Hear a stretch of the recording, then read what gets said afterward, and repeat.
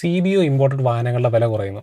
അതുകൊണ്ട് തന്നെ 3 സീരീസ് ഒക്കെ 50 ലക്ഷം, ഹർ ഘർ ഹർ BMW യോജന, അല്ലെങ്കിൽ പോർഷെ 911 ഒക്കെ 1.25 കോടി രൂപയ്ക്ക് എന്നൊക്കെ പറഞ്ഞ് ഒരുപാട് തെറ്റായ വാർത്തകൾ കിടന്ന് പ്രചരിക്കുന്നുണ്ട്. എന്താണ് വാസ്തവം? നമുക്കൊന്ന് നോക്കാം. ഇന്ത്യയും യൂറോപ്യൻ യൂണിയനും തമ്മിലുള്ള ഫ്രീ ട്രേഡ് അഗ്രിമെന്റ് പ്രകാരം പ്രതിവർഷം 2 ലക്ഷം യൂണിറ്റ് വാഹനങ്ങൾ മാത്രമാണ് ഇന്ത്യയിലേക്ക് വരാൻ പോകുന്നത്. ഇവയിൽ 15,000 താഴെ വില വരുന്ന വാഹനങ്ങളൊന്നും തന്നെ വരുന്നില്ല. അതായത് GST, ഓൺ-റോഡ് ടാക്സും എല്ലാം അടച്ചു വരുമ്പോൾ ഏറ്റവും വില കുറഞ്ഞ കാരണം ഒരു 32 ലക്ഷം രൂപയെങ്കിലും വരും. പിന്നെ ഈ പറയുന്ന സോക്കോൾഡ് പ്രീമിയം വണ്ടികളുടെ അവസ്ഥ.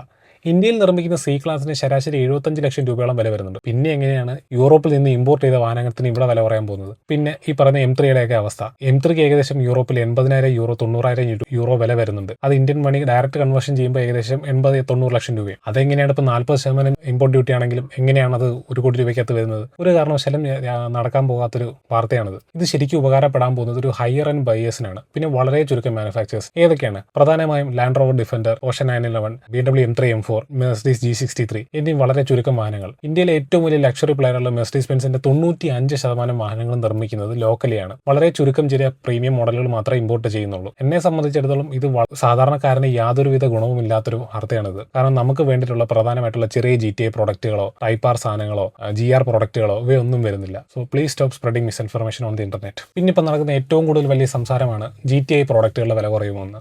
ഒരു കാരണവശാലും വില കുറയാൻ പോകുന്നില്ല. കാരണം ഫോക്സ്വാഗൻ ഓൾറെഡി അടുത്ത ബാച്ചിന് അനൗൺസ്മെന്റ് തന്നിരിക്കുന്നു. ഈ റൂള് പ്രാബല്യത്തിലാവാൻ ചുരുങ്ങിയത് 1.5 വർഷമെങ്കിലും എടുക്കും. കാരണം കഴിഞ്ഞ വർഷം ഇന്ത്യയും UK-യുമായിട്ട് നടന്നിരുന്ന ഒരു ഫ്രീ ട്രേഡ് അഗ്രിമെന്റ് ഉണ്ടായിരുന്നു. ലക്ഷറി EVക്ക് 110% നിന്നും 10% കുറയുന്നു. അത് ഇതുവരെ പ്രാബല്യത്തിൽ വന്നിട്ടില്ല. ഇതും കുറഞ്ഞത് 1.5 വർഷമെങ്കിലും എടുക്കും. മേ ബി ഒരു അടുത്ത ജനറേഷൻ GTIക്ക് വില കുറഞ്ഞേക്കാം. പക്ഷെ ഇപ്പോൾ ഒന്നും സംഭവിക്കാൻ പോകുന്നില്ല.